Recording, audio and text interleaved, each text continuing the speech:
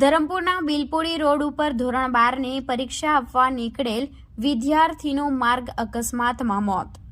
સમગ્ર ઘટનાની માહિતી અનુસાર ધરમપુરના આવધા ગામે કાંતિપાડા ફળિયામાં રહેતો 17 વર્ષીય રીતેશભાઈ દીવા નામનો વિદ્યાર્થી આજરોજ ધોરણ 12ની બોર્ડની પરીક્ષા હોય બપોરે તેની માતા પાસે રિક્ષા ભાડુના 100 લઈ ધોરણ 12ની પરીક્ષા આપવા નીકળ્યો હતો.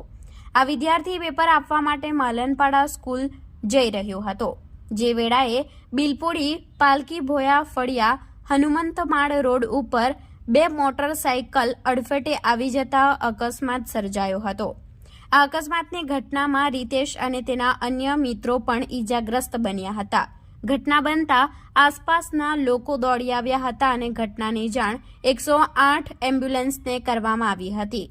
કોલ મળતાની સાથે જ 108 એમ્બ્યુલન્સની ટીમ ઘટના સ્થળે પહોંચી રીતેશ અને તેના મિત્રોને સારવાર હેઠળ સરકારી સ્ટેટ હોસ્પિટલમાં ખસેડવામાં આવ્યા હતા. પરંતુ ફરજ પરના તબીબોએ ગંભીર રીતે ઈજાગ્રસ્ત બનેલા વિદ્યાર્થીને મૃત જાહેર કર્યો હતો. આગળની વધુ તપાસ ધરમપુર પોલીસે હાથ ધરી છે.